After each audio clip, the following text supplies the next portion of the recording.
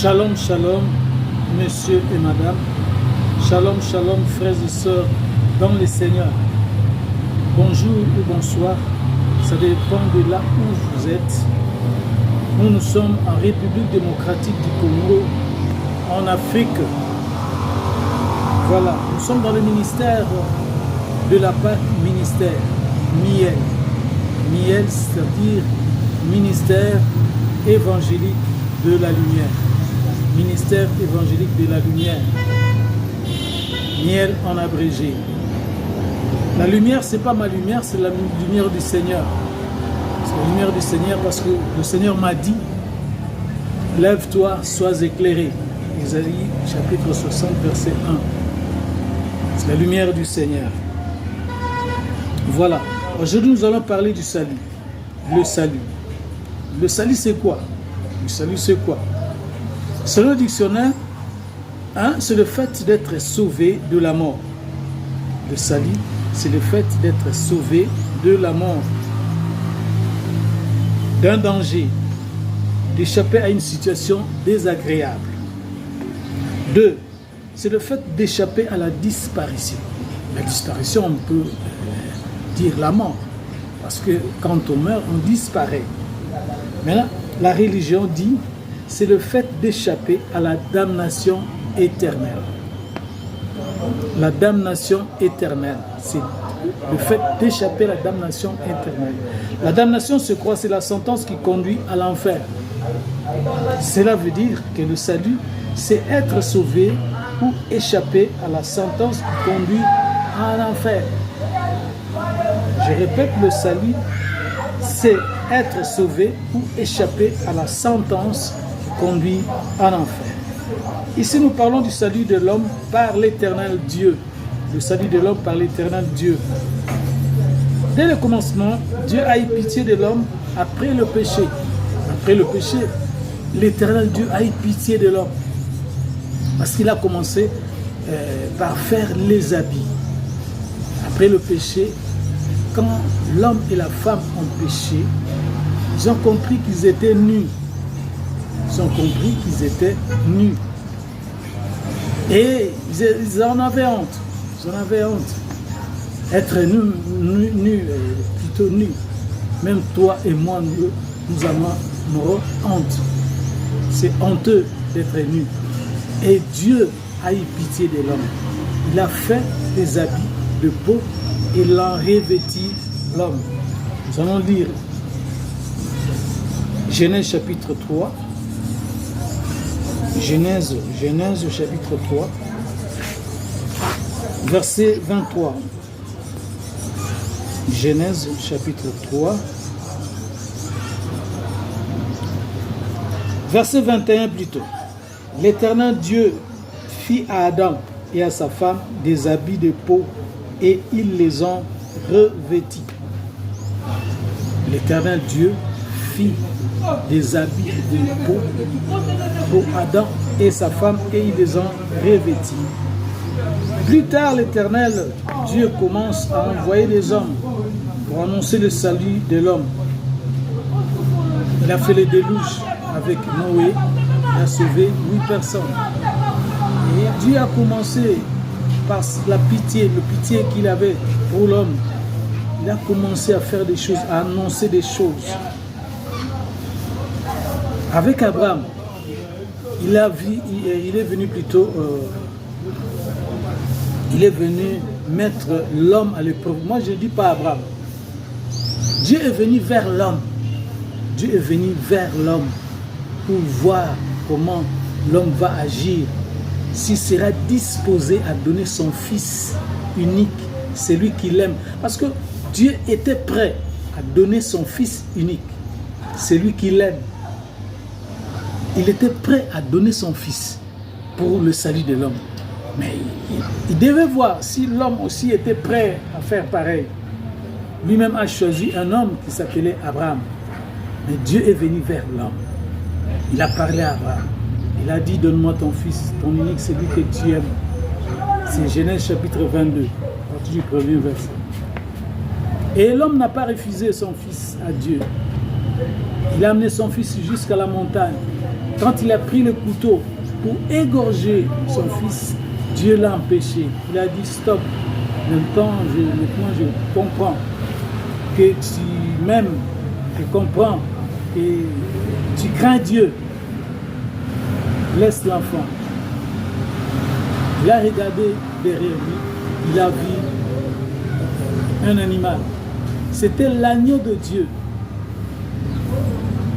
C'était l'agneau de Dieu. Le chevreau là, c'était le chevreau. Mais c'était l'agneau. C'est ce jour-là que Dieu a donné son fils unique. Et Abraham a pris le chevreau, il l'a égorgé, il a fait l'holocauste à Dieu. Et Dieu était content.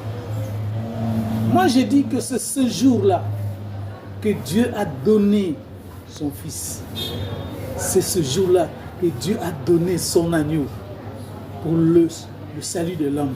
Parce que quand l'agneau est venu, le chevreau, quand le chevreau est venu, c'est l'homme Isaac qui a été sauvé de la mort. Isaac a été sauvé in extremis par la venue de ce chevreau. C'est l'agneau de Dieu qui était descendu ce jour-là pour le salut de l'homme. Dieu a commencé à agir pour le salut de l'homme. Il est venu encore parler à Ésaïe. Dieu est venu parler à Ésaïe. Ésaïe, chapitre 9, verset 5. Car un enfant nous est né, un fils nous est donné. Voilà, un fils nous est donné. Dieu a tant aimé le monde qu'il a donné son fils unique. Un fils nous est donné. Et la domination reposera sur son épaule. Oui, c'est sur son épaule qu'il a porté la croix. Il a porté la croix sur son épaule. La domination reposera sur son épaule. On l'appellera admirable, conseiller, Dieu puissant, Père éternel, prince de la paix.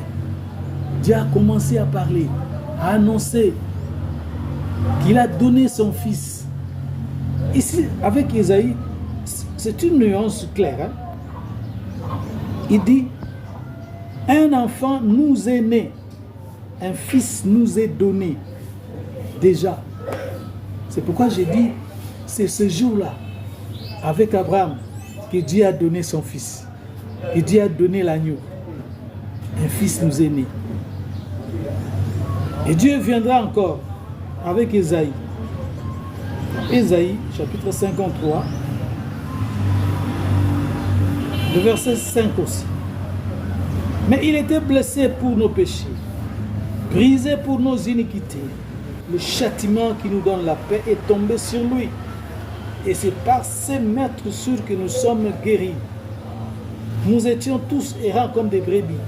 Chacun suivait sa propre voie. L'Éternel a fait retomber sur lui l'iniquité de nous tous.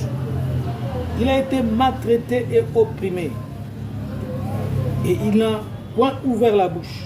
Semblable à un agneau qu'on mène à la boucherie, à une brebis muette devant ceux qui l'attendent. Il n'a point ouvert la bouche.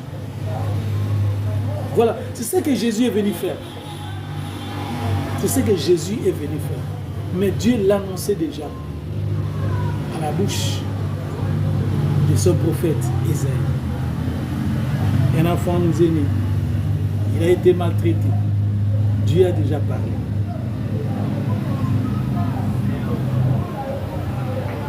Et il a encore envoyé un homme qui s'appelait Moïse. Avec Moïse, l'Éternel voulait seulement montrer comment il va libérer l'homme de l'emprise de Satan. Comment il va libérer l'homme de l'emprise de Satan. Avec Moïse, il a libéré le peuple d'Israël de l'emprise de Pharaon. Il a libéré le peuple d'Israël de l'emprise de Pharaon. C'est Dieu qui a fait entrer le peuple d'Israël dans les pays d'Égypte. Et lui-même, il a changé les choses là-dedans. Ils commençaient à souffrir. Ils étaient dans la prise de Satan. Et il les a fait sortir par une main puissante, le miracle. Par une main puissante par le miracle. C'est comme Dieu t'a fait entrer dans ce monde. Parce que tu n'es pas venu seul. C'est Dieu, comme il a dit à Jérémie, avant que je t'eusse mis dans le ventre de ta mère, je te connaissais. Dieu te connaissait. Il t'a envoyé dans ce monde. Et quand tu es venu dans le monde, tu as rencontré des choses dans ta famille, dans ton quartier, patati patata. Et il y a des choses que toi-même tu as fait, qui t'a mis dans l'emprise de Satan. Et Dieu va te faire sortir si tu crois. Tu verras la gloire de Dieu. Si tu crois à la parole de Dieu, tu verras la gloire de Dieu. Parce que le peuple d'Israël avait cru à la parole de Dieu. Ils ont pris un agneau, ils ont tué, ils ont mis le sang. Là, nous allons en parler en détail. Nous allons en parler. Mais Dieu voulait seulement montrer comment il va libérer l'homme de l'emprise de Satan. Après la libération, ils vont passer par le baptême de Moïse. La traversée de la mer Rouge, c'est le baptême de Moïse. C'est écrit dans 1 Corinthiens. Peut-être vous ne le savez pas. C'était le baptême de Moïse. 1 Corinthiens, chapitre 10. 1 Corinthiens, chapitre 10. La Bible déclare, « Frères, je ne veux pas que vous ignoriez que vos pères ont tous été sous la nuée, qu'ils ont tous passé au travers de la mer, qu'ils ont tous été baptisés en Moïse dans la nuée et dans la mer. » Voilà. Ils ont tous été baptisés en Moïse dans la mer. Ils devaient passer par le baptême. C'est pourquoi Jésus a dit, celui qui croira et qui sera baptisé sera sauvé. Le peuple d'Israël a cru. Ils ont été libérés par Pharaon. Ils ont passé par le baptême et ils étaient sauvés. Voilà. Dieu a pris Moïse pour montrer seulement ce qu'il va faire avec l'homme. Il va libérer l'homme de l'emprise de Satan.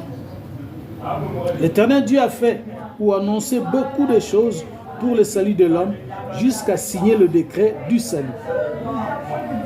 Le Seigneur a signé le décret du salut. Il a signé le décret du salut. Nous allons lire ça. Ézéchiel, chapitre 36. Ézéchiel, chapitre 36.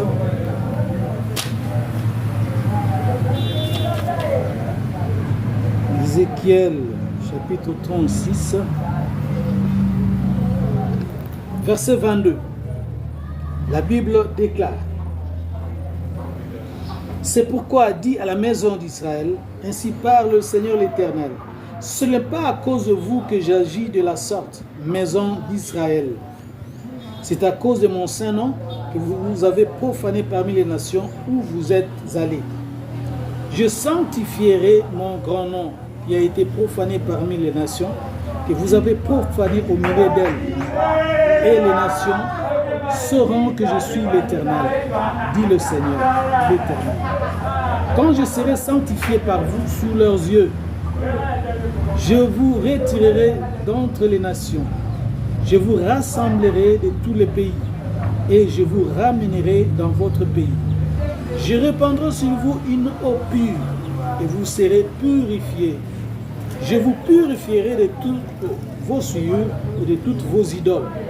Je vous donnerai un cœur nouveau et je mettrai en vous un esprit nouveau. J'ôterai de votre corps le cœur de pierre et je vous donnerai un cœur de chair. Je mettrai mon esprit en vous et je ferai en sorte que vous suiviez mes ordonnances et que vous observiez et pratiquiez mes lois. Vous habiterez le pays que j'ai donné à vos pères. Vous serez mon peuple et je serai votre Dieu. Voilà, c'est le décret du salut de l'homme.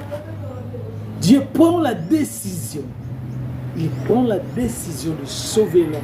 Et ce qu'il va faire, j'ôterai de votre corps le cœur de pierre. Je vous donnerai un cœur nouveau. C'est pourquoi, quand quelqu'un dit qu'il est sauvé, s'il ne change pas, il a encore un cœur dur. Moi, j'ai doute. Voilà. C'est le Seigneur qui va te donner un cœur de chair. Il va ôter le cœur de pierre. Et il l'a dit. C'est ce qu'il fait jusqu'aujourd'hui.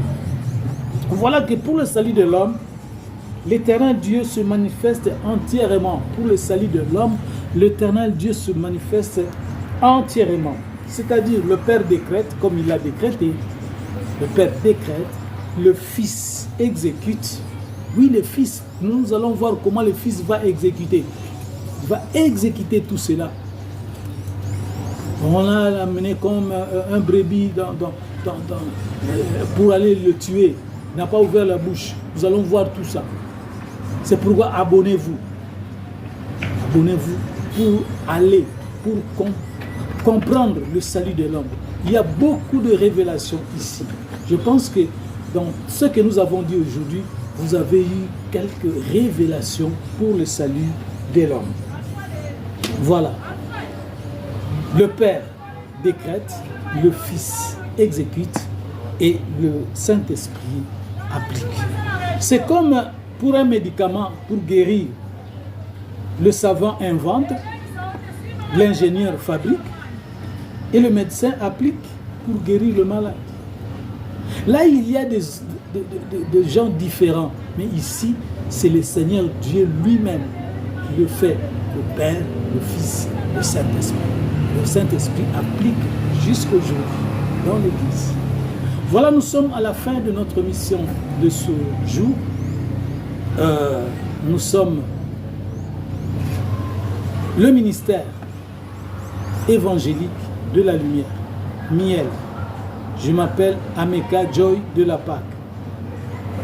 Je suis l'apôtre Ameka Joy de la Pâque.